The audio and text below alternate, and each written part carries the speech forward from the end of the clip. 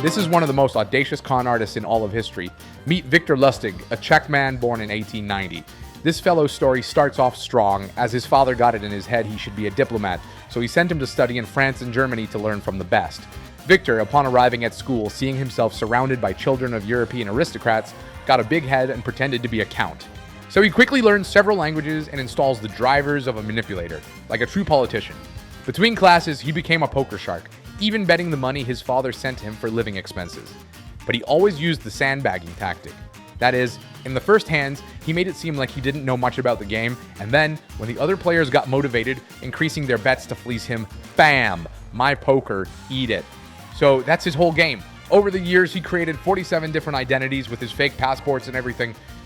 And after traveling extensively around the world, he found his particular gold mine, European cruises, because those little boats were packed with people who had a lot of money. To pass for just one more. He'd invite them to champagne, he was so charming, and finally, since there wasn't much else to do back then, so, off to play poker, where he'd pull out his tactic, ha! It's my very first day. And, he'd fleece them all. This went on for several years until on one of his trips he ran into a player he had swindled, and finally they kicked him out, denying him entry to several cruises. Mamma mia! His personal poker star's gravy train had run out, so he packed up and left for New York to start from scratch. But being a con artist was in his DNA, so he bought some fake $25,000 bonds, then went to a bank and used them as collateral to ask for a $10,000 loan. They gave him the money, but a few days later the branch discovered the truth, so they went after him. But Victor had disappeared with the money, so they had to hire several private detectives who took 2 months to finally catch him. Phew, he was in for a world of trouble, but our protagonist knew all the tricks, so he started to manipulate the bank's people, saying, "Look, if you put me in jail, everyone will know you've been scammed, and that gives a bank a very bad reputation, so you'll know what to do." So in the end, the bank let him go free so he wouldn't say anything, and on top of that, he even got to keep the money. You won't believe it, this guy goes all in. I can already see him messing up and getting killed for being a chump. You'll see, after this big screw up, he went back in 1924 to France, where he met a mechanic, and they cooked up a new scam. And then, ta-da! They created a money-making machine. Check out the invention. It was a box where on one side you had to put in white paper, and on the other side, as if by magic, $100 bills came out. The only downside was that this type of printer took 6 long hours to produce each new bill. So he went and spoke to people who had serious cash, and when they saw the first $100 bills coming out and that they were absolutely real, man, they were completely blown away. Whoa, stop, say no more. I'll buy this darn magic box from you for $30,000, which is equivalent to $500,000 today. And besides, I haven't gotten any return on this, you chump. He's making money all the time. Yeah, all right then, see ya. Remember the next ticket leaves in 6 hours, okay? Yes, leave me alone, you pest. Bye. Okay, Victor. After getting the money, he took off, while the buyer anxiously waited for the first few hours to pass, and when the moment came, ta-da! Another genuine $100 bill. Oh man, what a score I'd made, he must have thought. But nothing could be further from the truth. For the next 6 hours, all that came out of that box were blank papers. And of course, Victor had 12 hours to hide. But anyway, hold on tight, because this has only just begun, as now comes the most famous part of his story.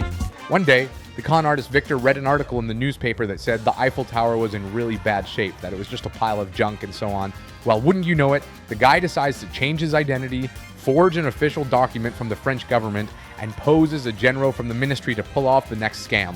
This guy goes and gathers 6 scrap metal businessmen in a hotel, telling them they'd been chosen to dismantle the Eiffel Tower and sell the remains as scrap. At that time, Parisians considered the monument a piece of crap on a stick that clashed terribly with the rest of the city's architecture. Victor, however, told them not to say anything, that it was a secret, and that he would be the one to choose the company for such an incredible contract. So he went along with them to go and visit the tower, hoping to establish a professional relationship. His whole plan was to sweet-talk one of them into paying him a substantial kickback so that they would select his company, and boom! Indeed, one of the businessmen took the bait, since he invited him out to lunch and finally paid him 1,200,000 francs. And at that moment, Victor assured him to remain calm, that the very next day he would see in the contest resolution how they chose his company, but no way. When the swindler got the money, he took the first train to Vienna, and that was that. The best part is that the businessman, when he realized the massive con he'd just fallen for, decided not to report it so people wouldn't laugh at him. Well, I'm laughing now. Anyway, our protagonist wasn't easily satisfied, and a month later, he returned to Paris to try and repeat the scam. So he gathered 6 other scrap metal dealers and tried to sell the Eiffel Tower again. But I'm afraid this time it went wrong for him, as the man he was going to con grew suspicious, and before closing the deal, he called the police. So Victor, cornered, took the first ship he could and returned to the United States. Get this, there he met none other than Al Capone, and he tried to fleece him too. He blew all his money.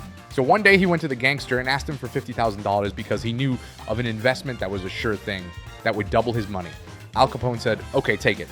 Then 2 months pass and he tells Victor, hey you, what about my money? Let's see if I'll have to break your damn legs.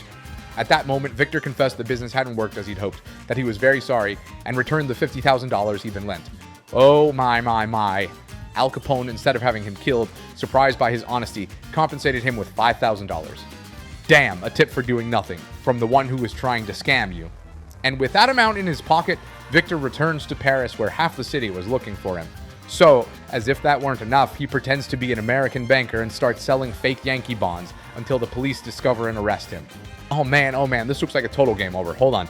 Victor manages to bribe the jailer, he escapes, and once again, he takes a boat to the United States. There he sets up an organization to manufacture counterfeit bills. But just when he had almost everything ready to get rich, bam. The mistress calls the police out of jealousy for seeing him with another woman, and has him arrested in 1935 for forgery. This time, for sure, you're not getting away. Or so you might be thinking. But yes, the day before his trial, he made a rope from the bed sheets, climbed down from his cell, and simply vanished. It took 27 days for them to recapture him. He was then declared guilty, and so this video wouldn't drag on too much longer. He was sentenced to 20 long years in the dreaded Alcatraz prison. Dun dun dun. Where he was imprisoned for 12 years, until in 1947 he contracted pneumonia and passed away at 57, after a life like a movie. And as a point of interest to conclude, I'll tell you the swindler's 10 commandments, which he himself wrote. Listen to others patiently, never appear bored, wait for the other person to offer a political opinion, then show you agree. The same applies to religion. Hint at a sexual conversation, but don't pursue it unless the other shows interest. Never discuss illnesses unless the other is interested. Don't pry into the other person's private life. They'll tell you about it in due time. Never boast about anything, don't be untidy, and never get drunk. Damn it, that last one really got me. Well, this has been the life story of one of history's most famous con artists. So subscribe to Logan Pizza. Goodbye.